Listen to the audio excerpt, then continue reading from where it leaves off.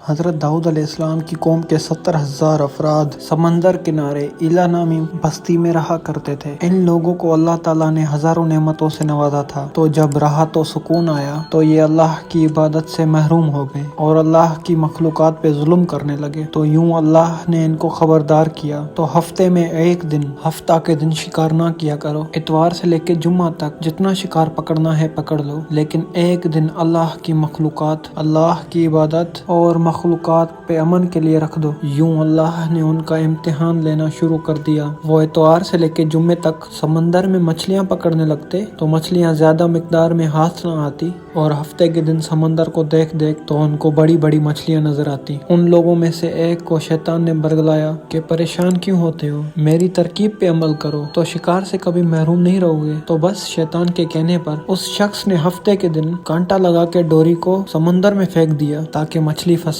اور شیطان نے کہا اس مچھلی کو تم اتوار کے دن نکالنا، اور یوں ہفتے کی حرمت بھی باقی رہے گی اور تمہارا شکار بھی ہو جائے گا۔ بس شیطان کی بتائی ہوئی ترکیب پہ ہفتے کے دن مچھلی پھنسی رہی اور وہ اتوار کے دن نکالتا اور خوشی سے کھاتا۔ تو آس پاس کے لوگوں نے جب اس سے پوچھا تو ان کو یہ ترکیب بتانے لگا۔ تو یوں اس قوم کے کچھ لوگ ہفتے کے دن مچھلی پکڑنے کے لیے جال پھینک دیتے اور اتوار کے دن نکالتے، اور کچھ نے تو سمندر میں سے نالیاں بنا کے چھوٹے چھوٹے تالاب بنا دیے، کھڈے بنا دیے، تاکہ ہفتے کے دن جیسے یہاں سے مچھلیاں گزریں تو ان تالاب میں پھنس جائیں اور ہم اتوار کے دن مچھلیاں نکال کر پکا کے کھائیں۔ اس گاؤں میں کچھ اللہ کے خاص بندے بھی موجود تھے جو کہنے لگے، اے لوگو، اللہ نے ہفتے کے دن شکار کرنا منع کیا ہے۔ یہ جو تم جال پھینکتے ہو، یہ چھوٹے چھوٹے تالاب بناتے ہو، ان میں ہفتے کے دن اگر مچھلی پھنستی ہے تو یہ شکار ہفتے کے دن کا ہوگا۔ اللہ کے عذاب سے ڈرو، اللہ کی نافرمانی نہ کرو۔ وہ لوگ ان لوگوں کا مذاق اڑانے لگے کہ ہماری جو مرضی ہوگی ہم وہ کریں گے۔ اب اس بستی میں 3 گروہ بن گئے۔ ایک ان 70,000 میں وہ لوگ تھے جو ان نافرمان لوگوں کی بات پر اصلاح کرتے، دوسرے وہ جو ان لوگوں سے نفرت کرتے اور خاموشی اختیار کیے ہوئے، تیسرے وہ جو گمراہ ہو کر اللہ کی نافرمانی کر رہے تھے۔ تو یوں نیک بندوں نے اس بستی کے بیچ میں سے